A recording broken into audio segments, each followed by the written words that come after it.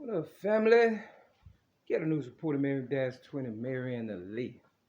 Today is Tricky Tuesday, so they say in my city, Chicago. June the 15th, 2021. If you're in China, it's June 16th, Wicked Wednesday. Tupac birthday. Yeah, life is trippy. You know, these niggas play dead, roll over, and come back, goddamn it, barking and shit. Oh, these motherfuckers got jokes and shit, nigga.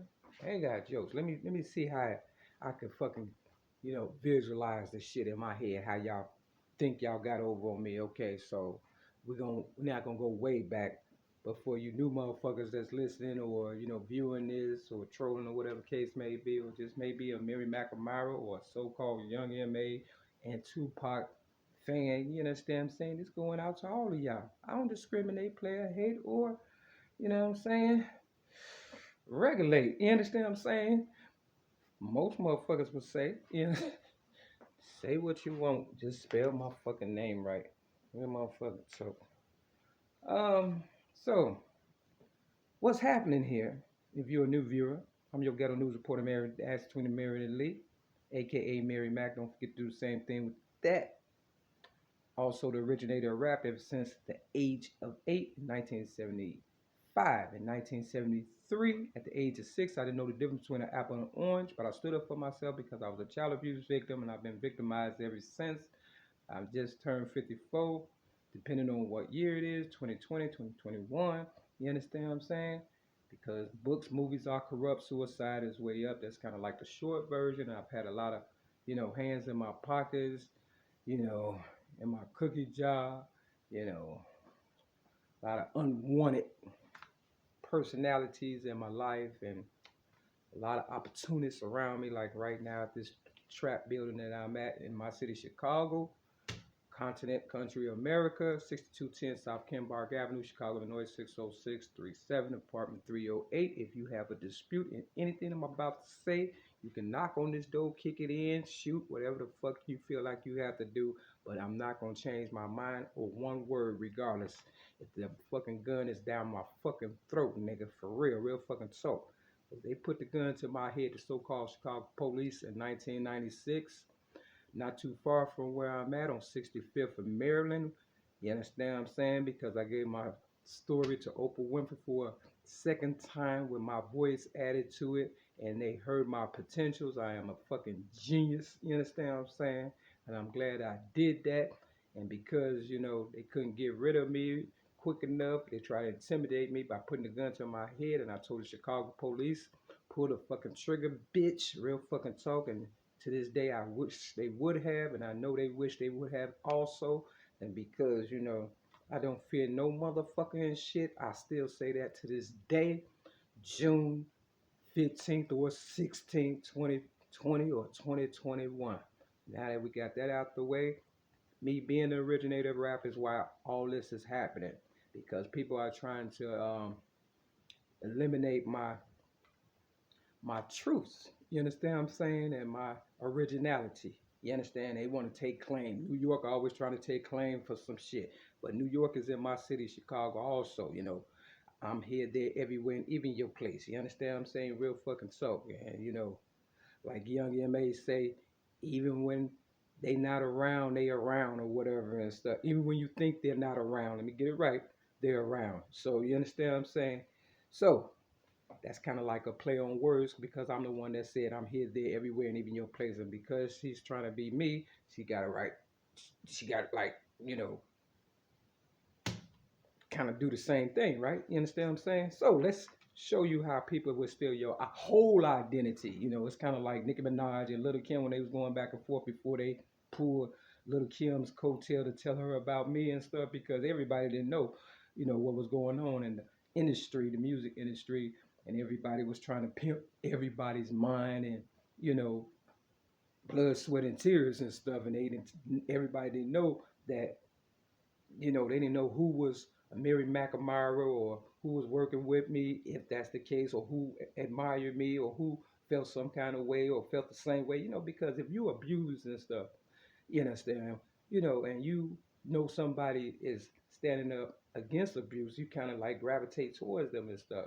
And they grab the people who they know has been abused. Because even Lil Kim said that, you know, Biggie used to pretty much, Biggie Smalls used to beat her for breakfast, lunch, and dinner. You understand what I'm saying? Real talking. And even Biggie said, you know, she just kept coming back or whatever and stuff. So now that I got that out the way, you know, some people can be bought off, but then you cannot, you know, get rid of that pain. I don't care if you do dress it up and look like a dressed up garbage can and stuff. It's gonna always show.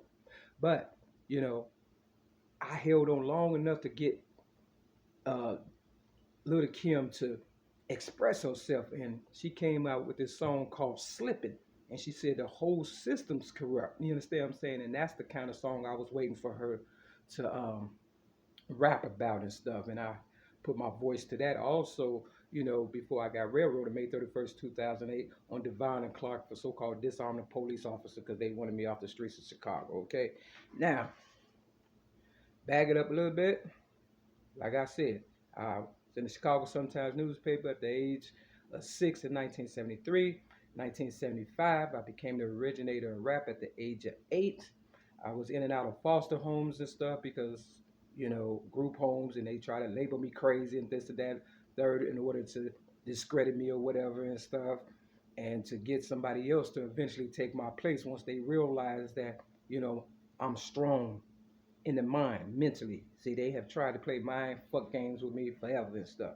See, I got my money Fifth Third hat on. You understand what I'm saying? Had a bank account with these motherfuckers in my city, Chicago, and Clark and Randolph, and my ex-girlfriend, LaWanda Joy Jacobs, the Jehovah Witness and girl that worked for Blue Cross Blue Shields, and stalked me for 6 months while I was out there getting my money, selling general merchandise around 1993 when we met. You understand what I'm saying? On my streets in Chicago, you know, platform, the red line on 87. You know, she stalked me for about 6 months. You know, see, they gravitate towards the money. And I was wondering why she kept stalking me and stuff. You understand what I'm saying? And it was, of course, about the money and stuff. So I had a bank account with Fifth Third on Clark and Randolph. And Blue Cross Blue Shield on Randolph is not too far, you know, from this bank account. See, they say 3/5 of a human being. No, but this 3 and this 5 remind me 3 plus 5 is 8, that I'm the originator of rap. You understand what I'm saying? Ever since 1975. You could take it the way you want to take it, but I know my story when I see it and stuff, for real. Bankhead, motherfucker. You understand what I'm saying? Real fucking so. Now, they needed somebody to try to upstage me because I'm worth too much. I'm priceless and stuff. And, you know, they felt like I was getting too old and stuff. You know, so, you know, this is what I imagine happened and stuff. They was grooming Young M.A. because I gave Oprah Winfrey my true story in 1984. The Color Purple came out in 1985. It's loosely based around my child abuse rap story with my foster sister Kimberly Redmond. So they had to get a Kim. So they got what? Little Kim, the rapper. You understand? Then you got Eminem. He tried to upstage me. You understand what I'm saying? And what was his his wife name? Is it Kim? You understand what I'm saying? Anyway, I know one of his parents or grandmother's name is Betty, and my foster mother name was Betty. And then Haley was supposed to be born on what? Christmas of 1995. I gave Oprah my story in 1995, again on cassette tape, and put my voice to the I Have a Dream speech, Martin Luther King and stuff, you know, and it was basically flawless for a one-time take. 3 cassette tapes front and back. I didn't practice none of that. And it's priceless to this day. You couldn't find it if you killed me. You understand what I'm saying? Real talk. Somebody's holding on to all of my pieces and stuff. And everybody that came in my life was taking a piece out of me. And that's why they keep railroading me so they could continue to take my stuff. You know, I've never lived in a trap building in my life. You understand what I'm saying? But I'm pretty much maintaining. I've been here over 4 years. And, you know, that ought to tell you something about me. I don't drink, drugs, smoke, or fornicate. And I don't take to this bullshit either. So, they heard my voice in 1995. I had an ex-girlfriend by the name of Donna Marie Evans. I met her as a teenager. She was 9 years older than me, and she was Italian. She was a troublemaker. She drank drugs. She sold pussy. I'm just telling you the honest God's truth. She tried to turn me out and stuff. You understand what I'm saying? And she was a banker and a real estate agent, and she was trying to put me in the forefront to be a rapper. But I'm the originator of rap, and my higher power was basically telling me to stand back and stuff and just, get older so you can get wiser and watch out for the ones who's trying to, rob you. So, I know Tupac, my ex-girlfriend, LaWanna Joy Jacobs, Donna Marie Evans, my so-called best friend, Dwayne Lewis, and all the rest of them and stuff that came in and out of my life all must have knew each other and was gravitating around me to suck me for my blood, sweat, tears, rap legacy, and everything else that I got going on and stuff. My diamond mind, they want to know how I did it, and that's why this quarantine came about, because they couldn't sustain, because it take a lot of work to be original and stuff. Now, Young M.A said that in her Preemie magazine interview, you understand what I'm saying, that happened on April the 28th of 2020, a day before my ex-girlfriend, LaWanna Joy Jacobs' birthday, and Master P birthday is on April the 29th, and so-called, what's his name, Willie Nelson, his birthday is on April the 29th. So everybody need to be trying to figure out who trying to kill who and stuff, because at the end of the day, nigga, I'm still gonna be me regardless. So she was talking about all her endeavors and how she came up and all that. And you gotta remember, she came up in 2016, the same year, 2016, when I got railroaded at a AA meeting, my city, Chicago, the mustard seed on North Avenue. You understand what I'm saying? For so-called trespassing, because I was staying sober after they made me homeless for no apparent reason other than try to take my legacy and everything from me. I'm also gotta mention that one time when they had made me homeless and I thought they was gonna help me, I was standing in front of a church and an ambulance pulled up, and I got in and they took me to a hospital in Austin on the west side, and they basically was about to, I felt, rape me, to take my clothes off, because they knew I was dead tired and stuff. And I believe they took my eggs from me and stuff like that. So keep that in mind. So when I say this, you'll know where I'm going and stuff. And there's a picture with Eminem, holding a dark skinned baby and stuff. I took that picture. I found it, walking around trying to figure stuff out. I'll put it with this video also that I'll call Kiss My Ass, Bitch. You understand what I'm saying? So Young M.A basically said in her Preemie magazine towards the end, when the guy said no one,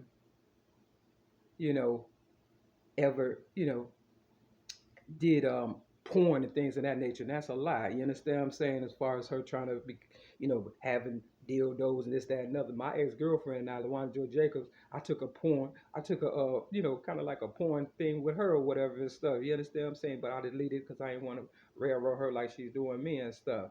And we used to go to the porn shop all the time, and I used to sell porn and stuff. So, they basically just cloning my ideas and manifesting with Young M.A.